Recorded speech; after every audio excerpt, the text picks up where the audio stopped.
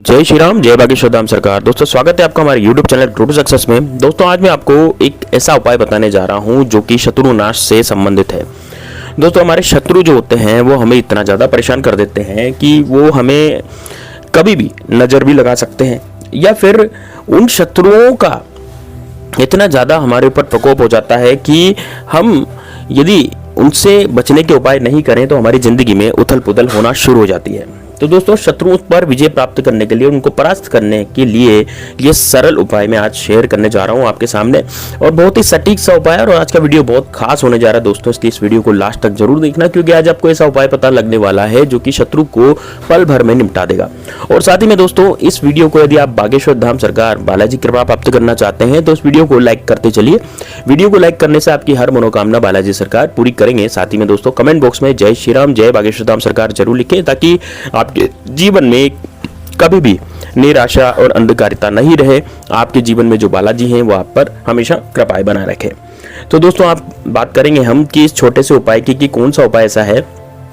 दोस्तों कभी कभी किसी कारणवश बहुत सारे हमारे शत्रु हो जाते हैं। आप खुद देखेंगे कि घर परिवार में भी जो आपसी मनमुटाव होता है, या फिर आपसे कोई शत्रुता का भाव भी रख सकता है। आपकी नौकरी के स्थान पर भी हो सकता है, आपका व्यापार क्षेत्र से जुड़े हुए लोग भी आपके तो शत्रु बन जाते हैं। कितनी बार आपके नौकरी के स्थान पर भी आपके शत्रु पैदा हो जाते हैं, क्योंकि उनसे आपकी तरक्की दिखी नहीं जाती।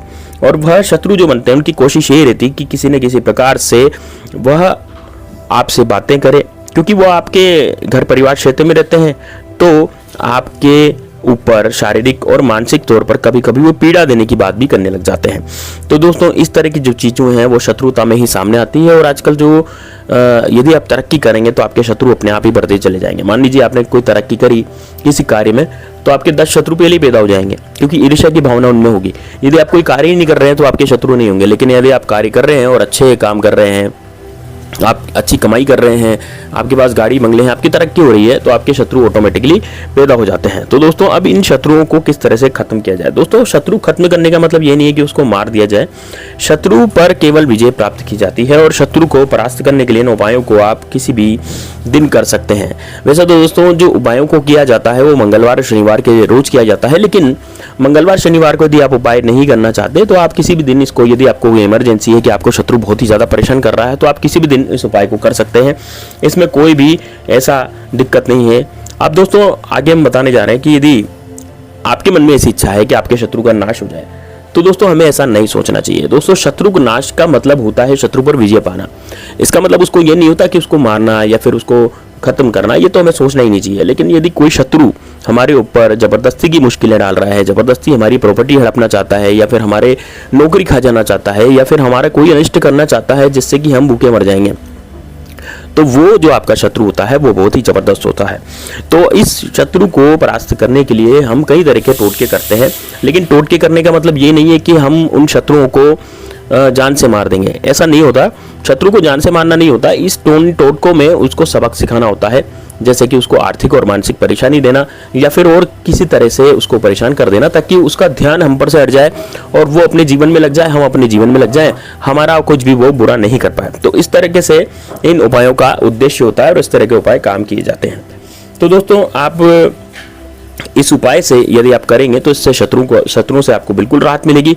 और दोस्तों जो पहला उपाय मैं आपको बताने जा रहा हूँ वो बिल्कुल ध्यान से सुनिएगा। आप कॉपी पेन लेकर के बैठ जाइए, आप उसमें लिख सकते हैं, क्योंकि आधा अधूरा ज्ञान जो होता है वो खतरनाक होता है। मान लीजिए आपने कॉपी पेन लेकर के नहीं बैठे, या आपको उपाय गलत पता लगा, या फिर मैंने कुछ बताया, आपने कुछ सुना और आपने कुछ किया अलग, तो फिर उससे वो उपाय आपको फल नहीं देगा, क्योंकि वो अल्टीमेटली वो आपने गलत उपाय किया है। तो दोस्तों इसलिए मैं कह रहा हूँ कि आप बिल्कुल वीडियो को ध्यान से देखें, या फिर आप इसको कॉपी पेन पर लिख लीजिए, ताकि आपको ज़्यादा दिक्कत नहीं हो जाए, ठीक है ना। अब दोस्तों अब मैं आपको बताने जा रहा हूँ कि किस तरह के ये उपाय किए जाएंगे।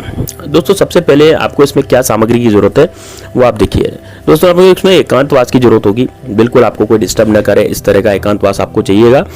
और एकांतवास की जरूरत इसलिए भी होगी ताकि आप घर परिवार में किसी से इन उपायों के बारे में ज़्यादा चर्चा ना करें, क्योंकि उपाय फिर फल देना बंद कर देते हैं, कार्य करना बंद कर देते हैं। इस कारण से इस तरह के जो उपाय होते हैं वो इस तरह से ही किए जाते हैं कि बिल्कुल गुप्त रूप से वो उपाय किए जाएं, हम कर लें और हमारा उसका फल मिल जाए। तो हम फल ही चाहते हैं, इस वजह से हमें गुप्त रूप से उपाय करने चाहिए। ज़्यादा इन उपायों की ज़्यादा किसी से चर्चा नहीं करनी चाहिए। साथ ही में दोस्तों, जैसे कि आप उपाय कर रहे हैं तो आपसे किसी से आपको डिस्टर्ब भी नहीं करे आपको कोई, इस तरह से ये उपाय आप करें।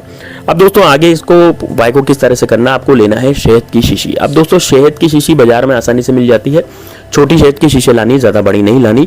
किसी भी कंपनी का शहद आप ला सकते हैं, है ना। अब मैं कंपनी आपको नहीं बताऊंगा कि भाई इस कंपनी का लाएं या इस कंपनी का लाएं, आप देख लें अपने हिसाब से, लेकिन छोटी होनी चाहिए शहद की शीशी पूरी, उसमें ढक्कन भी होना चाहिए, कंप्लीट होनी चाहिए वो शहद की शीशी। नई लाएं खरीद के, आपके घर में जो शहद की शीशी पड़ी है उससे काम नहीं चलेगा, नई शहद की शीशी लेकर के आए। अब आपको एक सामग्री लेनी है, आपको एक भोजपत्र चाहिएगा दोस्तों। अब भोजपत्र क्या होता है, ये आपको यहाँ पर वीडियो की स्क्रीन पर आपको दिख रहा होगा कि भोजपत्र किस तरह का होता है। तो आपको भोजपत्र का एक टुकड़ा जो है वो लेना है, एक चौकोर टुकड़ा आप भोजपत्र का ले लें।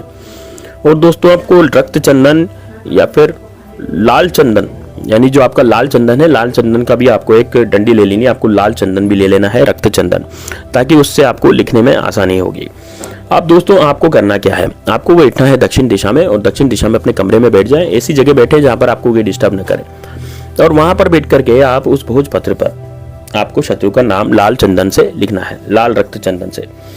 तो आप उसका जो पाउडर होता है लाल चंदन का, उसमें थोड़ा सा गंगा जल मिला करके उसको घोल बना सकते हैं, और उसी चंदन से आप उससे उस शत्रु का नाम भोजपत्र पर आराम से लिख सकते हैं। आप अपनी उंगली से भी लिख सकते हैं, आप किसी सीख से भी लिख सकते हैं, आपकी मर्जी है, वो किसी से भी लिख सकते हैं आप, ठीक है। तो ऐसा कुछ भी नहीं है, आप अपने हिसाब से आप लिख लीजिए वहां पर अपने शत्रु का नाम। अब मान लीजिए आपका कोई आपके पास मान लीजिए अनार की कलम है, तो आप अनार की कलम का एक टुकड़ा, इसको आप बिल्कुल अनार की कलम से भी लिख सकते हैं। अनार की कलम यदि आपको मिल जाती है, नहीं तो आप सीख, माचिस की सीख से भी लिख सकते हैं, या फिर अपनी उंगली से भी लिख सकते हैं। अब अपनी कौन सी उंगली से लिखना है, तो आपको कनिष्ठा उंगली से, यानी कि चट्टी उंगली जो साइड में सबसे छोटी उंगली जो हाथ की होती है, उससे आपको नाम लिखना है।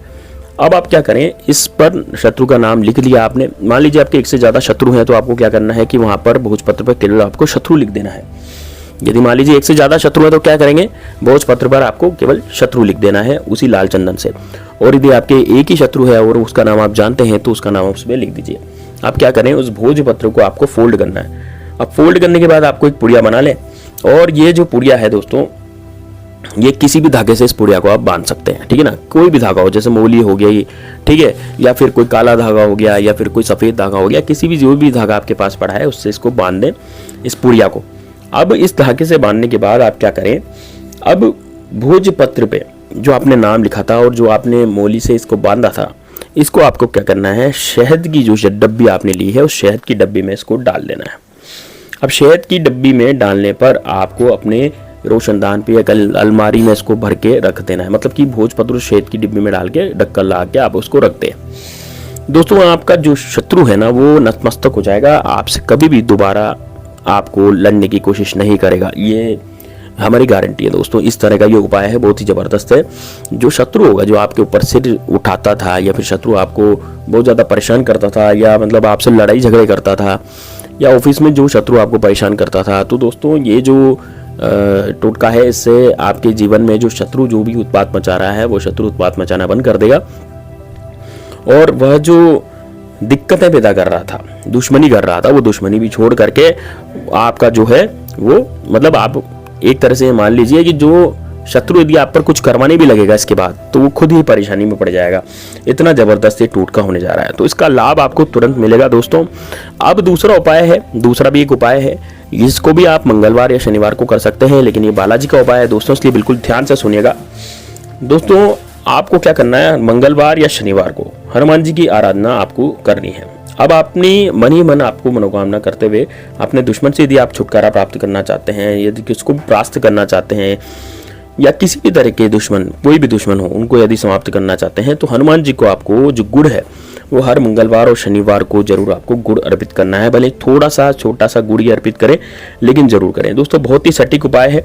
आप अपने दुश्मनों से और शत्रुओं से आप अपनी रक्षा करना चाहते हैं, शत्रु किसी भी तरह का हो सकता है, चाहे वो नौकरी से जुड़ा हुआ शत्रु हो, चाहे व्यापार से जुड़ा हुआ शत्रु हो, आस पड़ोस पास परिवार का शत्रु हो, रिश्तेदारी में जुड़ा हुआ शत्रु हो, किसी भी तरह का हो, जिसका आप अहित करना चाहते हैं, जिसका आप अंत करना चाहते हैं, वो निश्चित रूप से आपको जो है इस उपाय से आपको जरूर रूप से आपको ये पसंद आएगा। दोस्तों ये जो उपाय है जरूर रूप से कार्य करेगा और कार्य करने के कारण आपको इस उपाय के बाद राहत मिलनी शुरू हो जाएगी। तो दोस्तों ये बहुत रामबाण उपाय है, आप इसे जरूर अपनाएं।